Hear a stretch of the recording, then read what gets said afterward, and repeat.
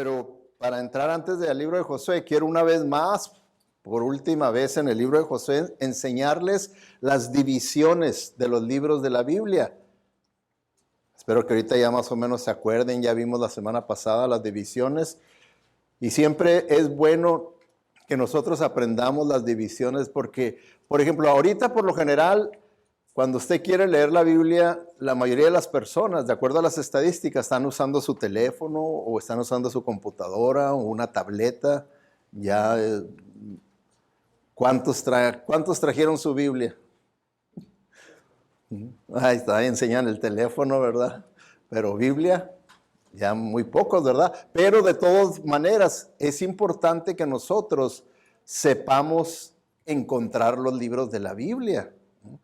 Una de las razones por las cuales yo presento los versículos que voy a usar para la predicación aquí es para poder agilizar el mensaje, para poder abarcar más tiempo, porque en el pasado era, ok, hermanos, vamos a ver en Joel 1:22. Y sí, media hora buscando Joel, ¿verdad? Y ya me acabé el mensaje y todavía andaban buscándole a ver dónde está ese Joel y si existe. Y más, si le decía, vamos a buscar en el libro de Samson. Pues nunca lo encontraron. Entonces, porque cuando nosotros aprendemos las divisiones, ya más o menos sabemos dónde está algún libro de la Biblia. Como por ejemplo, en la sección de los libros poéticos, cuando usted ve el 19, que son los salmos, si usted se memorice que los salmos es exactamente la mitad de la Biblia. Entonces, si estoy buscando un libro que está antes de los salmos, pues me voy antes de la mitad de la Biblia. Si es después de los salmos, pues me voy después de la mitad de la Biblia. Y así poco a poco usted se va aprendiendo cómo rápidamente poder buscar en su Biblia los libros. Yo recuerdo un maestro ahí en el seminario, cuando él nos habló de esto, de la importancia de esto, él los encontraba en un segundo, casi lo sabría exactamente dónde estaba. Ok, ¿qué libro de los Hechos? Le decía, miren, ahí está, los Hechos. ¿Qué libro de Deuteronomio? Miren, acá está Deuteronomio. Porque conocía muy bien las divisiones de la Biblia. Entonces, por eso es bueno ver. Ya terminamos la primera división, el Pentateuco, los libros de la ley, los primeros 5 libros de la ley, y hemos entrado a una nueva sección de la Biblia, una segunda división, que son los libros históricos, y el primer libro histórico es el libro de Josué. Libro de Josué. Entonces, vamos a ver 12 libros históricos, y luego 5 poéticos, 5 profetas mayores y otros 12 profetas menores. Entonces, ¿se acuerdan ustedes? Como les dije la semana pasada, nomás acuérdense, empiezan con 5, los primeros 5 de la ley, y luego 12, 5, 5, 12. 5, 12, 5, 5, 12. Y así van a ir poco a poco ustedes aprendiendo las divisiones del libro. Entonces, cuando llegamos al libro de Josué, vemos que fue un libro que fue escrito más o menos en los años 1405, 1385 antes de Cristo. Fue cuando fue escrito el libro de Josué. ¿Y quién es el autor del libro de Josué? ¿Quién es el escritor del libro de Josué? Porque acuérdense, la curva que les estoy dando es, si digo autor, es Dios el autor. Si digo escritor, entonces es Josué. Porque Josué escribió lo que el autor Dios lo guió a que escribiera. Entonces el autor siempre va a ser Dios, el escritor es un ser humano, ¿verdad? Entonces es Josué, porque ahí mismo dice, y Josué registró estas cosas en el libro de la ley, luego tomó una piedra grande y la colocó debajo del roble, cerca del lugar santo del Señor, del tabernáculo. ¿Okay? Entonces vemos, ¿verdad?, que Josué es el escritor de este libro. Y vimos la semana pasada también el bosquejo del libro, que también, ¿verdad?, como les digo, nos ayuda a poder tener una perspectiva general del contenido de ese libro. ¿Por qué? Porque así usted, como les estoy dando bosquejos bien sencillos, 3, 4 puntos del bosquejo para que así puedan ustedes más o menos ver el contenido de ese libro. Por ejemplo, Josué, ustedes ya saben que Josué es el que Dios usó para conquistar la tierra prometida. Entonces dicen, los primeros 5 capítulos de Josué hablan de la entrada a la tierra prometida. Y luego los siguientes capítulos del 6 al 12, cómo conquistaron la tierra prometida, o sea, entrada, conquista, y luego los siguientes capítulos del 13 al 22, cómo se distribuyó la tierra conquistada. ¿Okay? Y luego ya en los versículos que siguen, del 23 en adelante, es cómo Josué les dice, y por las instrucciones de Dios, cómo retener la tierra prometida y no perderla. ¿Okay? Entonces, ¿verdad que está fácil poder así más o menos tener idea de eso? Y como les digo, todo esto nos ayuda también. Si usted anda buscando un pasaje donde habla de la entrada a la tierra, pues usted sabe que está dentro de los primeros 5 capítulos. Si está hablando de la conquista, bueno, de los siguientes, del 6 en adelante, y así les ayuda a poder agilizar la búsqueda de un pasaje. Ok, bueno, y estamos viendo las lecciones prácticas del libro de Josué, y como les decía, tiene tantas lecciones prácticas que en realidad no vamos a poderlas ver todas, pero nos vamos a enfocar en algo. Todas son muy importantes, pero vamos a enfocarnos en algunas. La primera que ya cubrimos, que fue la semana pasada, ¿verdad? Fue que nos enseña el libro de Josué que la vida cristiana es una vida de crecimiento, de avance, de progreso. Que de acuerdo usted a la Biblia nunca va a ver que Dios apruebe que una persona que nazca de nuevo se quede ahí atorada en esa primera etapa de la vida cristiana. ¿Qué le va a pasar? Póngase a pensar. ¿Qué le va a pasar a un carro que nomás anda en primera? ¿Cree usted que va a durar esa transmisión? No, pero así nos puede pasar a nosotros, quedarnos atascados en primera nada más y no avanzar a segunda, tercera, cuarta, quinta, y hay transmisiones con muchos cambios, ¿verdad? Entonces el Señor quiere que vayamos nosotros creciendo, avanzando en la vida cristiana. Él no quiere que nos quedamos ahí, ¿verdad? Atascados, atorados en la primera etapa. Él quiere que sigamos creciendo. Y vimos el ejemplo de Josué, que es un ejemplo de eso, ¿verdad? ¿Por qué? Porque Josué comenzó como un esclavo. Él es de los que estaban en la esclavitud en Egipto. Y entonces, por la gracia de Dios, el poder de Dios salió de la esclavitud. Si usted es un cristiano que ha nacido de nuevo, de la misma manera usted salió de la esclavitud por la gracia, la misericordia y el poder de Dios. Y luego vemos, ¿verdad?, cómo Josué de pasar a ser un esclavo pasó a ser un soldado del Señor. Y es lo que la Biblia nos dice, que ahora somos soldados de Jesucristo. Somos soldados. Y luego Josué no nomás quedó en ser un soldado de Jesucristo, sino que llegó a ser el capitán de Israel, del ejército de Israel. Y después, ya con la muerte de Moisés, él se quedó finalmente como el comandante en jefe de los ejércitos del Señor. Entonces él fue creciendo y tomando retos y responsabilidades mayores y mayores y mayores dentro de la obra de Dios. Y eso es lo que el Señor quiere también de nosotros, que podamos nosotros crecer en la obra de Dios y que no nomás seamos religiosos con conformarnos nomás con venir a la iglesia.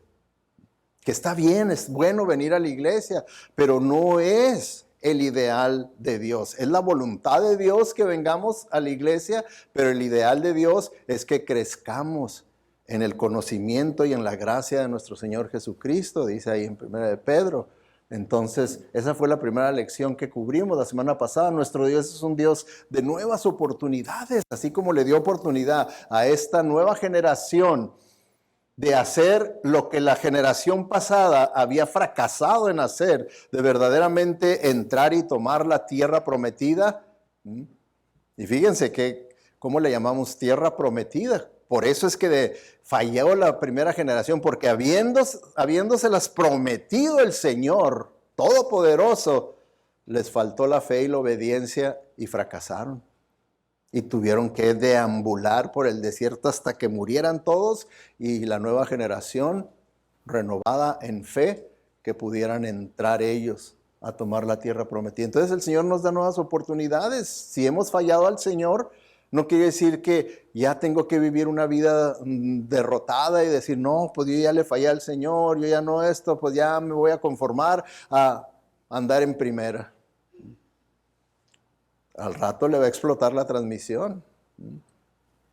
No, esa no es una alternativa ni es la voluntad de Dios. La voluntad de Dios es ya salir adelante. El Señor nos está dando oportunidad, pues a darle a la segunda y a la tercera y vamos a seguir adelante en la obra del Señor, creciendo. Vimos en número 3 que Dios es fiel a sus promesas, que por eso nosotros podemos aprovechar todo esto, porque Dios es fiel a su promesa. Y siempre les estuvo reafirmando eso. A Josué le dijo, así como estuve con Moisés, así voy a estar contigo también. Yo les he prometido esta tierra. Entonces, todo está basado en la credibilidad de Dios. ¿Confía usted en la credibilidad de Dios? ¿Confía usted en el carácter de Dios? Porque ahí están las promesas de Dios, están respaldadas por su carácter, que le da credibilidad.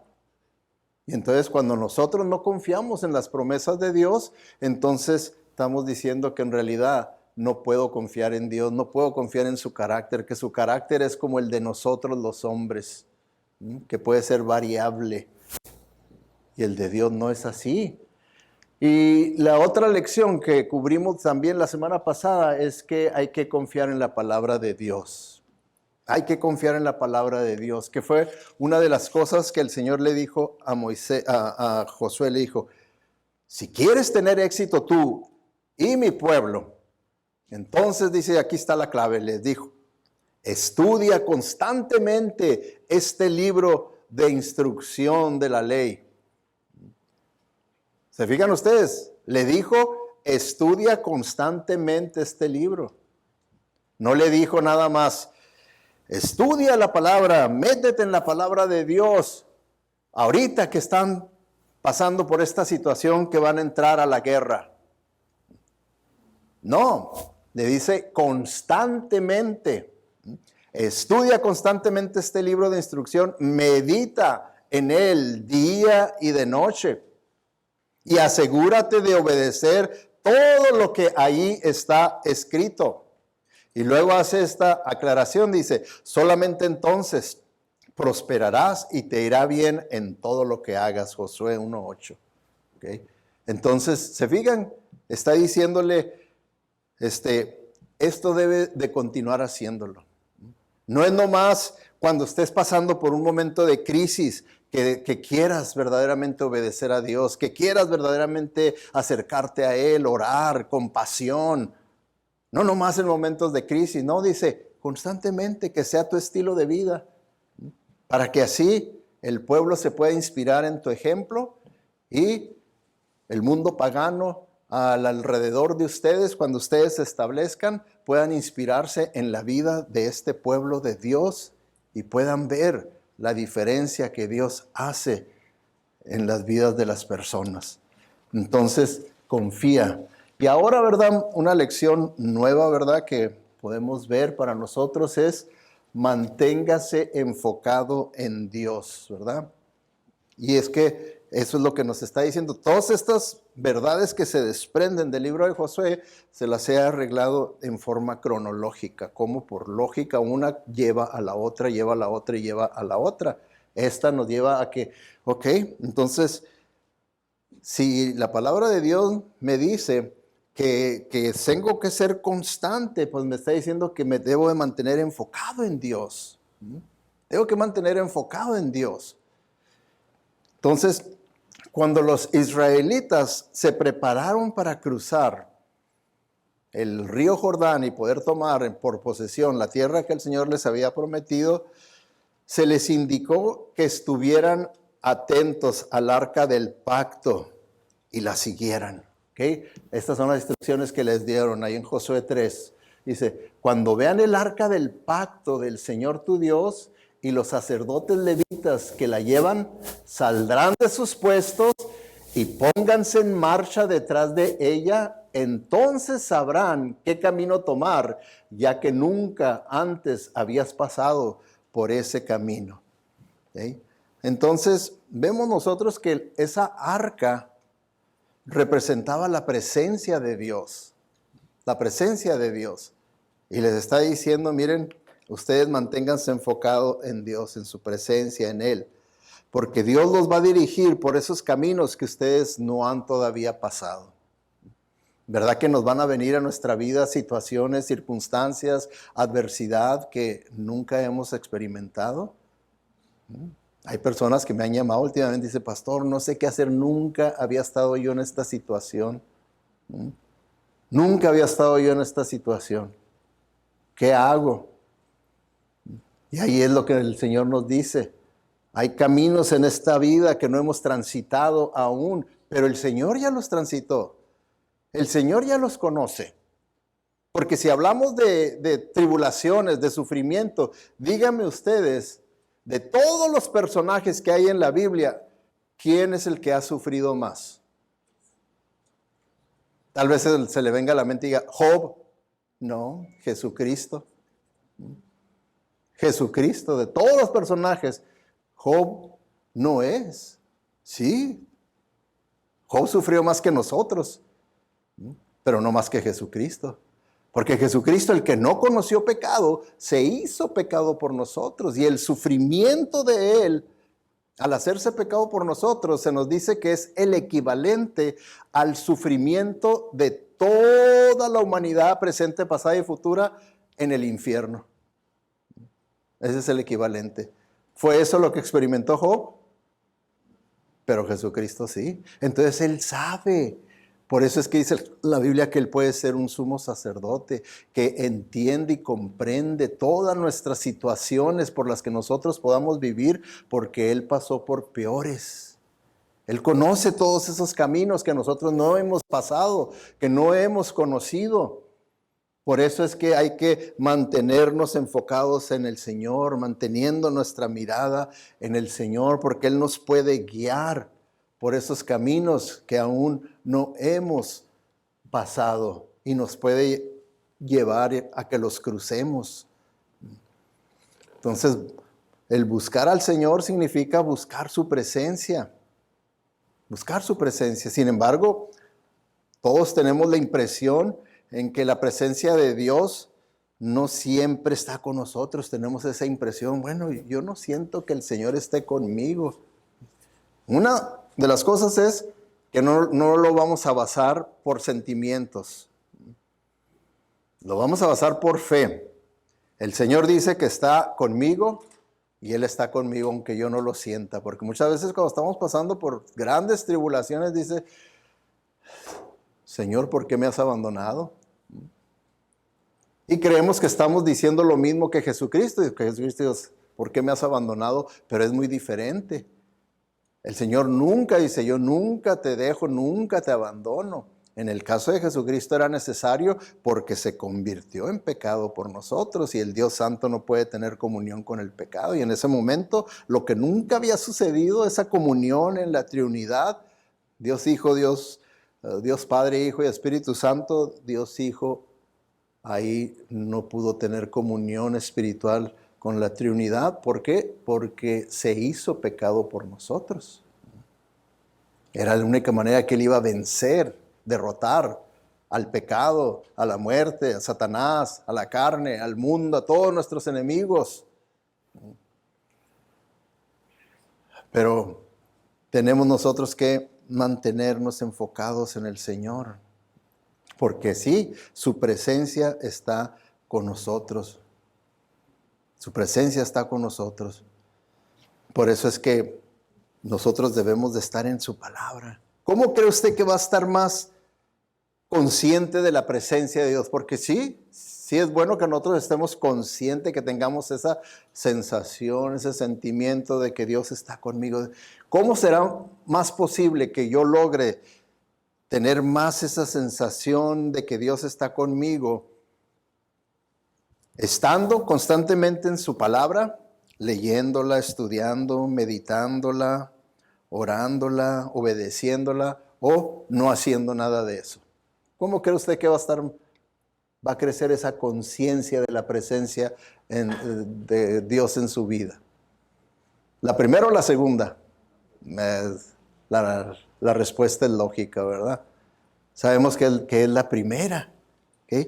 Pero, hermanos, ahí está el reto, en que sabemos la teoría y decimos, sí, la primera, claro que sí, pero luego, ¿por qué no la llevamos a cabo? ¿Por qué no todos los días hacemos eso? De leer la Biblia, estudiarla, un rato, no le hace.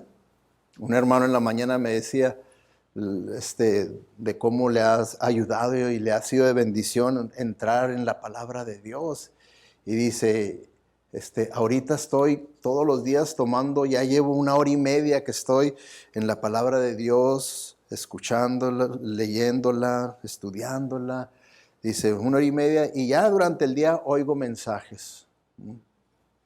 Entonces, pues es una buena dosis, ¿verdad? De alimentarse y la persona se ve, ¿verdad? Que la presencia de Dios pues está en él, en su vida.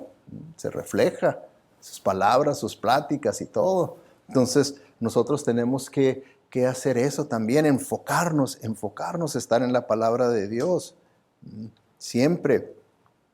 Nunca debemos de desanimarnos. Ahora, número 6. Mantente fuerte y valiente. ¿Ok? Y cuando la Biblia nos enseña de mantenernos fuertes y valientes, nos está enseñando que no hagamos lo que es muy común. Que de acuerdo a las estadísticas, estaba leyendo yo las estadísticas aquí de los cristianos evangélicos en Estados Unidos, que la experiencia espiritual que es más común entre nosotros en cuanto a mantenerse fuerte en la fe y valiente, haciendo lo que es la voluntad de Dios, aunque vaya en contra del mundo, dice, es que tenemos nuestras subidas de fe en las que estamos aquí y luego bajamos. Y luego otra vez se sube, pero decía este escritor que las subidas por lo general ya no llegan al primer pico que llegamos. Subida llega acá porque ya va a ser más fácil que nos volvamos a desanimar y bajemos y vayamos siempre así. Y por eso la Biblia dice, mantente, estás aquí, mantente en esta etapa y lo más seguro es que vas a pasar a otro pico superior, que estás creciendo, estás pasando adelante, como dice en Corintios, vas a ir de gloria en gloria, de etapa en etapa, de espiritualidad, de madurez, de crecimiento, de confianza en Dios, de fe en Dios, pero mantente ahí, no te bajes. No te bajes, no agarres vacaciones. En la vida cristiana no hay tal cosa de vacaciones. Díganme ustedes si Satanás toma vacaciones. Díganme ustedes si su carne, su naturaleza pecaminosa toma vacaciones. Son bien trabajadores, 24/7. Y así nosotros no debemos de tomar ninguna vacación de esto. El Señor le dice, pero tú debes ser fuerte y valiente, porque serás tú quien guía al pueblo de Israel para que reciba el territorio que les prometí a tus antepasados. ¿Okay? Entonces dice, tú debes ser fuerte y valiente. Ahí se le dirige directamente a Josué. ¿Por qué? Le dice, porque tú eres el líder. Tú eres el que vas a tener que dar ejemplo a la demás gente de ser fuerte y valiente.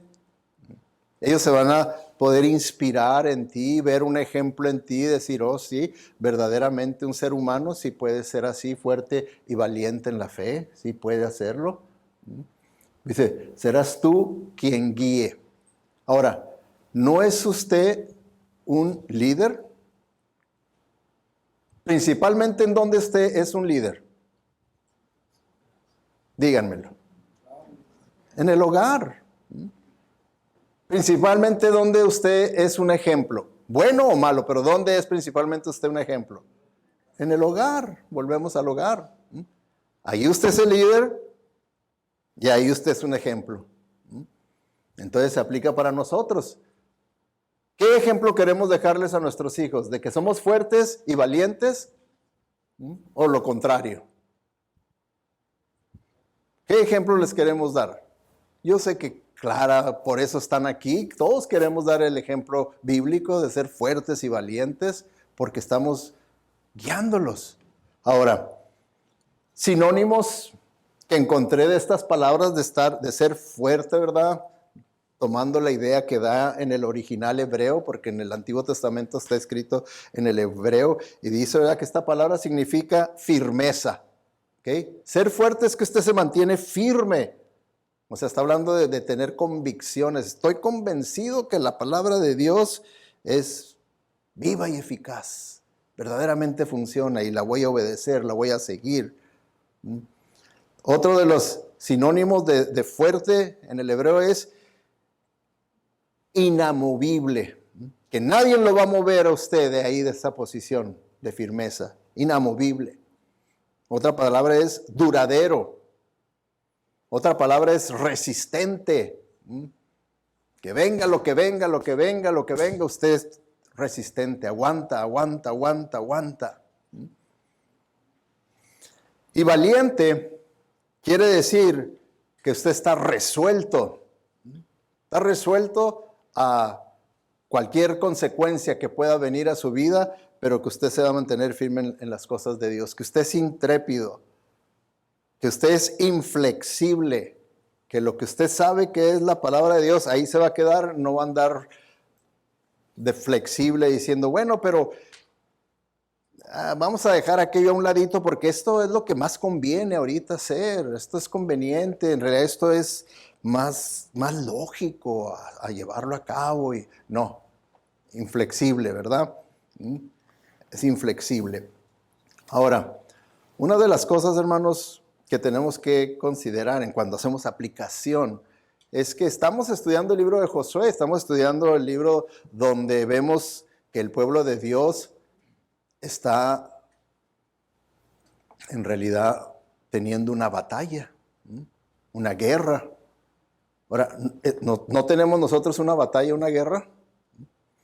Una la tenemos espiritualmente, como ellos también eran espiritualmente, y la tenemos socialmente también. ¿O no tenemos una guerra social también? Claro que sí. Tenemos una guerra social. Y la aplicación principal que yo veo, la guerra más tremenda y peligrosa que tenemos nosotros hoy en día es con la situación actual de las escuelas públicas. Ahí es donde yo veo el mayor peligro para la nueva generación. ¿Por qué? Fíjense, la Biblia dice que Satanás está tirando sus dardos de fuego. Es como ataca tirando dardos de fuego. Ahora, ahí en las escuelas públicas, los dardos de fuego, aquí nomás hice una lista, son 11 dardos de fuego que está tirando. Déjenme se los comparto los que vi. ¿Okay? Uno, está introduciendo a los estudiantes a las doctrinas y las prácticas de otras religiones. Y se las presentan las otras religiones como buenas, válidas, aceptables, trátenlas. El cristianismo no se los presentan, ¿no? El cristianismo no. El cristianismo, separación, Estado e iglesia, esa no la vamos nosotros a presentar. Pero esta es la semana de Islam y vamos a aprender acerca de esta gran religión. Es una religión de paz, Islam, y y vamos a practicar, vamos a enseñarles los rezos que tiene y vamos a practicarlos. Y la próxima semana los que quieran venir vestidos como un islamista, y así, religiones. Entonces, pues los están metiéndoles en la mente de que todas estas religiones son mejor que la mía, de ahí de mi iglesia, de mis padres y esto y lo otro, y ya es un dardo de fuego, ¿verdad? Que empiezan a meter en la conciencia, en la mente de los hijos. Y luego viene el humanismo. porque todo está enfocado en el humanismo. El humanismo es contrario al cristianismo. La vida cristiana es una vida cristocéntrica, o sea que nosotros interpretamos que todo gira alrededor de Cristo, de su palabra, de su voluntad. Todo gira alrededor de Él, es una vida cristocéntrica. La vida humanista, todo gira alrededor del hombre. El hombre es el centro de la sociedad, de la vida. Yo soy importante, yo por eso debo de seguir mi corazón y yo debo de hacer lo que mis impresiones y esto. Entonces es egocéntrica.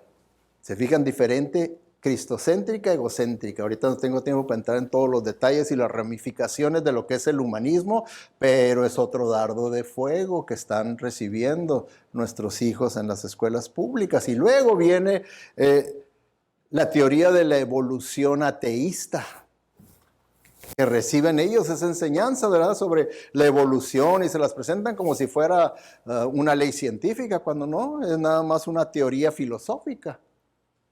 Y ateísta, porque entonces Dios no existe, todo es producto de la casualidad nada más. Y hay otro dardo de fuego para sus hijos ahí, que reciben y que va en conflicto con lo que usted les enseña en la casa, con lo que ellos aprenden aquí en la iglesia. Y ahí está en conflicto. Y luego viene el cuarto dardo encendido, la flecha encendida contra ellos, que es una moralidad relativista. O sea, por relativismo quiere decir que la moralidad ahora es flexible y está bien. Lo que tú sientas ser, lo que tú quieres hacer, está bien. Hay que respetarlo y no tan solo eso, hay que exaltarlo como algo bueno, ¿verdad? Si tu moralidad es en realidad lo que para nosotros es inmoralidad, no juzgues, respeta, acepta, aprueba.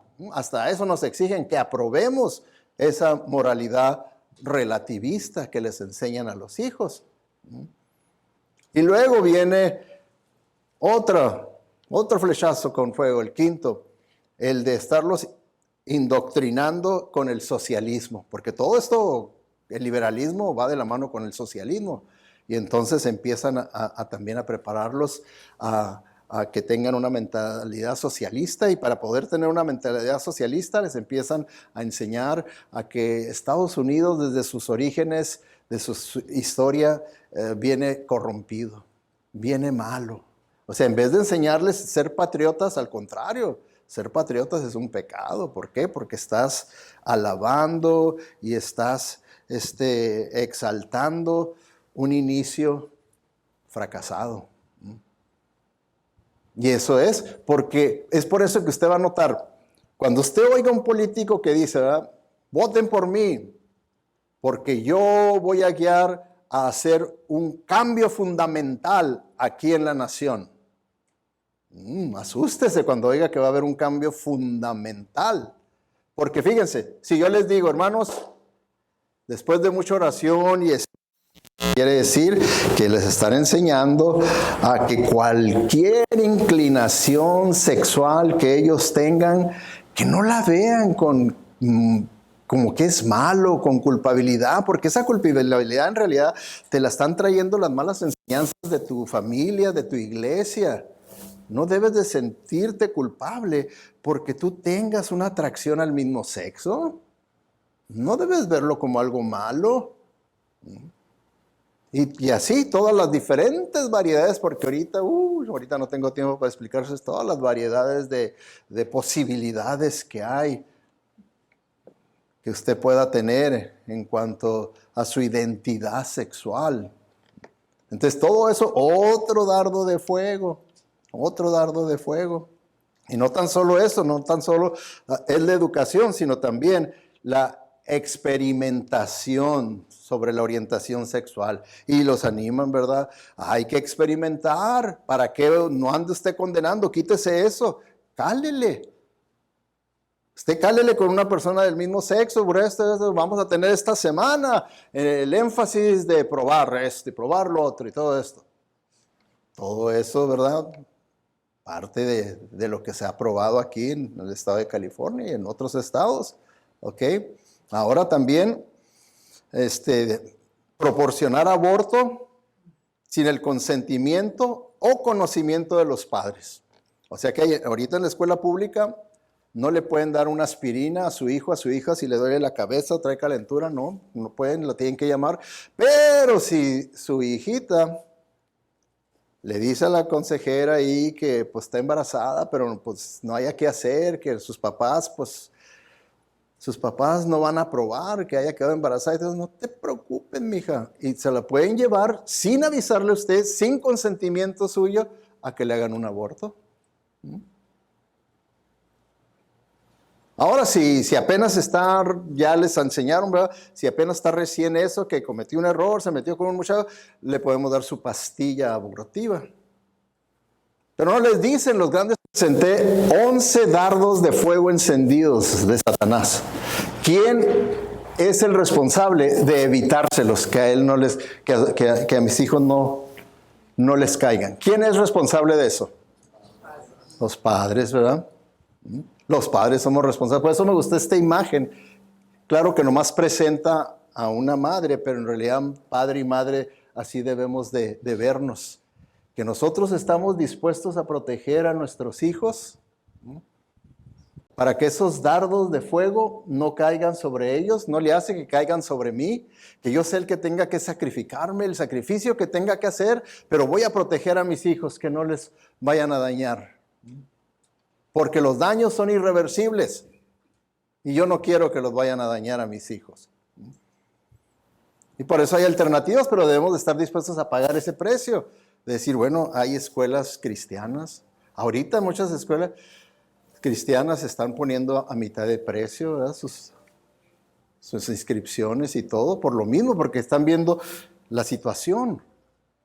Y yo veo, ¿verdad?, que es cierto lo que dice la Biblia. A los que aman a Dios, todas las cosas ayudan para bien. Y yo veo que una de las cosas buenas que puede haber traído esta pandemia es que nuestros hijos no tuvieron que ir a la escuela, tuvieron que hacerlo desde su casa. ¿Por qué no seguirle así si ya está aprendiendo el sistema? Entonces también es esa otra alternativa. Homeschooling en el hogar a través de una escuela cristiana o a través de una charter school, puede hacerlo. Y la mejor opción que yo he visto, que he experimentado, es la que nosotros aquí teníamos en la iglesia. Que era una combinación de todo, donde tenían lo mejor de todo aquí. Lo mejor de todo lo tenían aquí. Pero la decisión son de ustedes. Yo como pastor lo único que hago es ayudar, cómo proveer la protección para sus hijos, pero la decisión final es de ustedes. ¿Qué es lo que quieren hacer en cuanto a proteger a sus hijos o si los van a dejar? Y decir, bueno, pues ahí se los encomiendo a Dios, Señor, que no les haga daño irreversible esos flechazos, pero de acuerdo a los estudios son irreversibles los daños que van a recibir. ¿Okay? Es por eso que el Señor, tanto al pueblo de Israel, a Josué, como a nosotros, dice, mi mandato es este. ¿Okay? Sé fuerte y valiente. No tengas miedo ni te desanimes, porque el Señor tu Dios está contigo donde quiera que vayas. ¿Okay?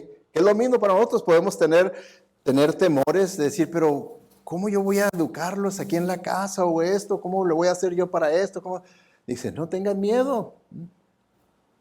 Yo estoy contigo. Yo te voy a dar sabiduría, te voy a dar dirección, te voy a proveer lo que sea necesario, pero tú haz lo que es lo correcto. Ahora, les puse con amarillo las palabras que son contrarias una con otra y en azul las que son contrarias. Ser fuerte en la fe es contrario al miedo. Yo tengo una camiseta que dice Faith over fear. La fe debe vencer al temor. Y aquí, ¿verdad? Y luego dice valiente y el desánimo. Ustedes escuchan todas estas cosas horribles en la escuela pública, que no les cause un desánimo, una desesperanza y qué voy a hacer y todo, sino que al contrario, que les produzca a ustedes un reto de voy a ser valiente. Voy a ser valiente, ¿se acuerdan lo que les estaba diciendo, los significados de ser valiente? Voy a ser resuelto, voy a ser intrépido, voy a ser atrevido. Y voy a hacer por esos caminos que no he transitado, los voy a transitar con la fe puesta en Dios, y yo sé que el Señor estará conmigo.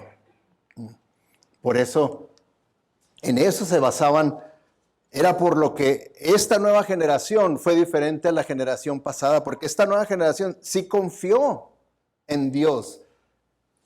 Dice, durante todos los días de tu vida, nadie será capaz de enfrentarse a ti. Le está diciendo el Señor a Josué. Dice, así como estuve con Moisés, también estaré contigo. No te dejaré ni te abandonaré. Ahora, cuando nosotros vemos esto, podemos decir, sí, pastor, pero esta es una promesa para Josué, no es para mí. Y es más, es el Antiguo Testamento. Muchas personas luego buscan cómo quitársela. Pero en realidad nosotros sabemos, cuando Jesucristo resucitó, ¿se acuerdan ustedes que se le apareció dentro de sus apariciones a sus apóstoles y les dio la gran comisión? Y les dijo, id por todo el mundo, predicar el evangelio a toda criatura, bautizándolos en el nombre del Padre, del Hijo y del Espíritu Santo, y enseñándoles a llevar a cabo, a obedecer todas estas cosas que yo les he enseñado. Y tengan por seguro esto, que yo estaré con ustedes todos los días hasta el fin del mundo. Ahora, ¿no es esa una promesa para nosotros, los cristianos? Que Él va a estar con nosotros. Entonces es un reto de fe para nosotros. ¿Qué voy a hacer? ¿Lo voy a hacer a mi manera o a la manera de Dios? Ese siempre es la guerra, ese siempre es el reto. ¿Cómo lo voy a hacer?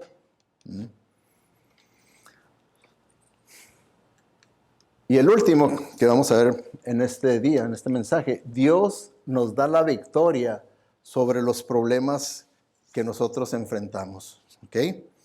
Y vamos a tomar como ejemplo de esto la toma de Jericó, la ciudad de Jericó. La descripción de la destrucción total de Jericó se registró en las Escrituras para enseñarnos varias lecciones. ¿Okay? Y estas lecciones tienen que ver con este punto de que Dios nos da la victoria sobre los problemas que nosotros enfrentamos. Pero fíjense lo que el Señor nos dice en cuanto a cómo es que el Señor nos da la victoria. ¿Okay? Número 1, la obediencia trae la victoria, incluso cuando los mandamientos de Dios parecen tontos, ridículos, no lógicos. Porque,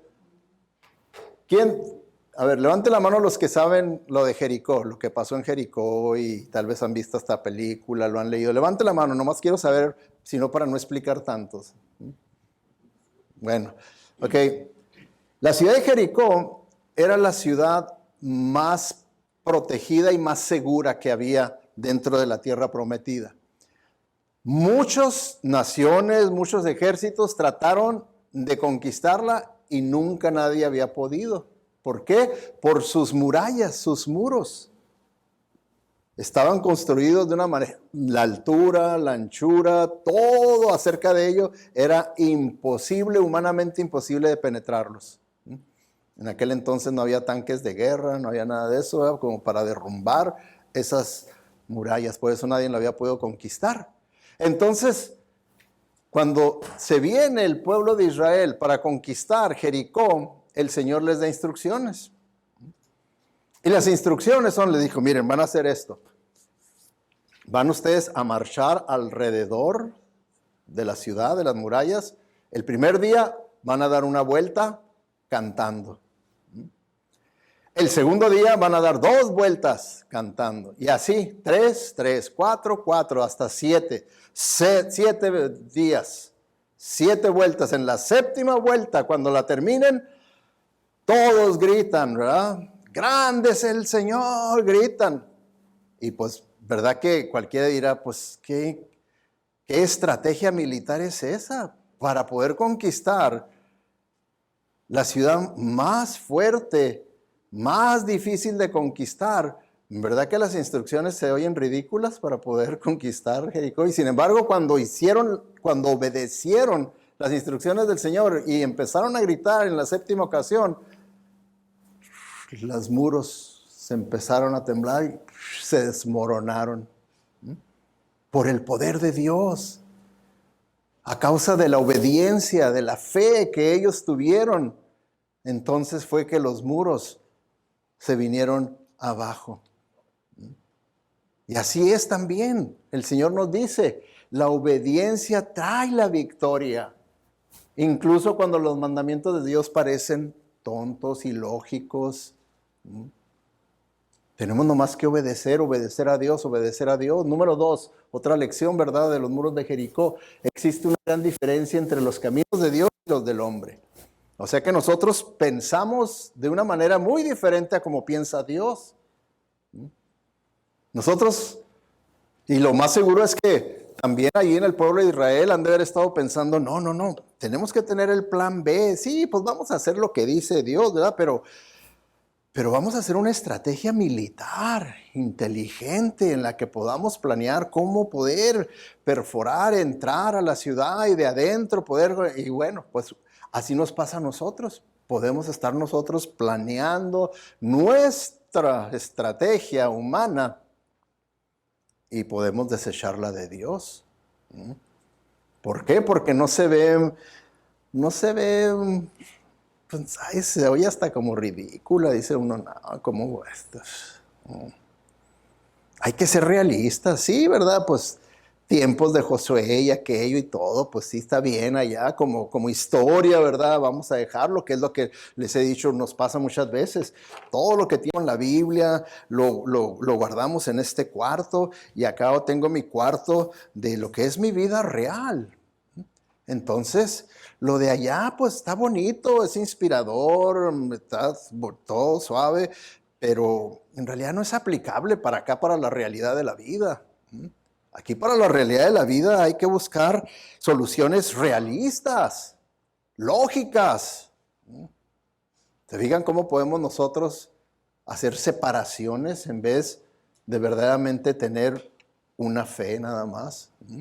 Porque allá, esta es mi fe religiosa y esta es la fe en mí. Esta es la fe en mí, que es la realista, es la práctica. Y no debe ser así. ¿Por qué? Porque hay una gran diferencia entre cómo Dios piensa y nosotros. Fíjense lo que dice Isaías, dice, estas son palabras de Dios, dice, mis pensamientos no se parecen en nada a sus pensamientos, dice el Señor. Y mis caminos están muy por encima de lo que pudieran imaginarse.